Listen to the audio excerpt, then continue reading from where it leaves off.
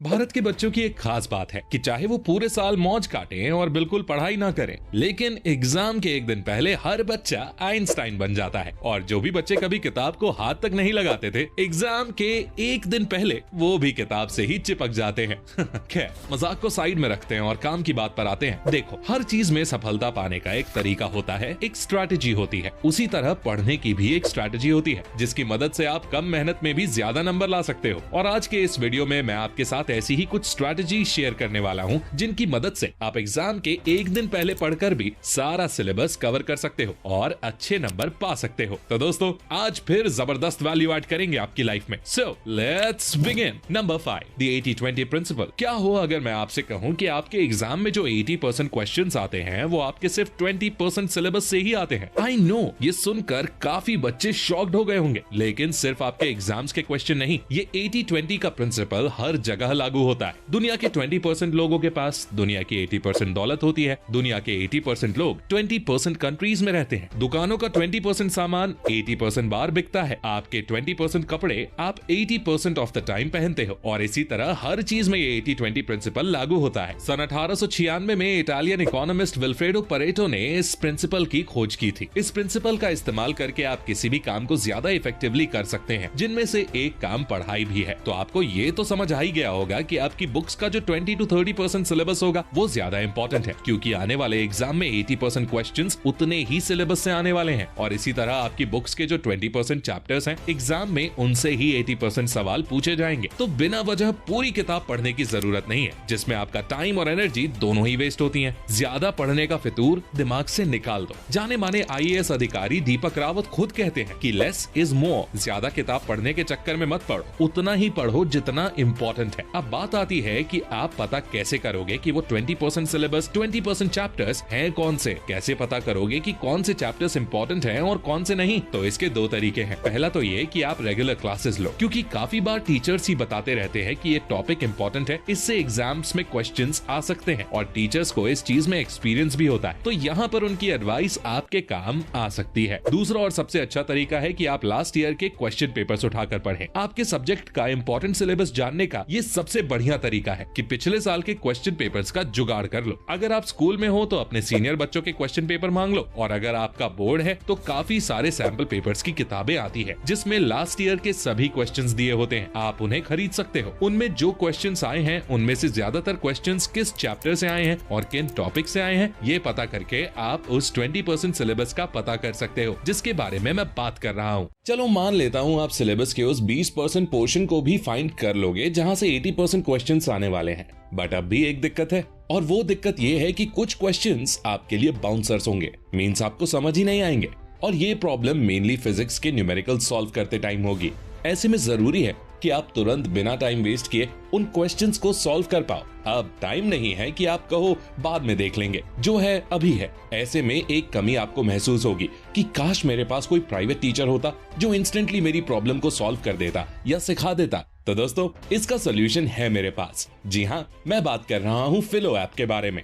Suppose current electricity या electrochemistry के कुछ क्वेश्चंस आपसे सॉल्व नहीं हो रहे, उसी एक क्वेश्चन पे अटकना नहीं है, डीमोटिवेट नहीं होना है। सिंपली आपको उस क्वेश्चन का फोटो खींचना है, क्रॉप करना है और फिलो ऐप पर सेंड कर देना है। मात्र 60 सेकंड के अंदर आपको फिलो ऐप एक एक्सपर्ट ट्यूटर के साथ लाइव कनेक्ट कर देगा, और आप उस ट्यूटर से वीडियो कॉल या वॉइस कॉल के जरिए सीखिए। और जब तक अच्छे से समझ नहीं आता तब तक सवाल पूछिए। और अगर आपको उस ट्यूटर के समझाने का तरीका पसंद आ जाए तो आप उसे फेवरेट मार्क भी कर सकते हो, ये सोचकर कि अगली बार भी मैं अपना क्वेश्चन इन्हीं से पूछूंगा। एग्जाम के टाइम फिलो ऐप बड़े काम की चीज है, तो फिर देर किस बात की। अभी जाओ डाउनलोड करो फिलो app, link is in the description. Number 4, study alone in अ काम एनवायरनमेंट। देखो, अब आपने ये तो समझ लिया कि पढ़ना क्या है। इसके बाद आती है बात कि पढ़ना कैसे है और किन बातों का ध्यान रखना है। तो सबसे पहली चीज, एकांत में बैठकर पढ़ो। शोरगुल में ढंग से कोई काम नहीं हो पाता। एक काम एनवायरनमेंट की जरूरत होती है, इसीलिए आप जहाँ भी पढ़ो कोशिश करो कि वो ऐसी जगह हो जहाँ आपको कोई जल्दी डिस्टर्ब न कर पाए। जहाँ तक बात है दोस्तों के साथ पढ़ने की, तो हाँ वो भी इफेक्टिव हो सकता है, लेकिन वो डिपेंड करेगा इस बात पर कि आपके दोस्त कैसे हैं, क्या वो भी पढ़ने में उतने ही इंटरेस्टेड हैं जितने आप हो या नहीं। Number 3, stay away from your phone and social media. अगर आप ग्रुप स्टडी कर रहे हो तो कोशिश करो कि जिसके साथ पढ़ रहे हो वो ऐसा बंदा ना हो जो कहे भाई भाई तूने फेसबुक का न्यू अपडेट डाउनलोड कर लिया या नहीं, या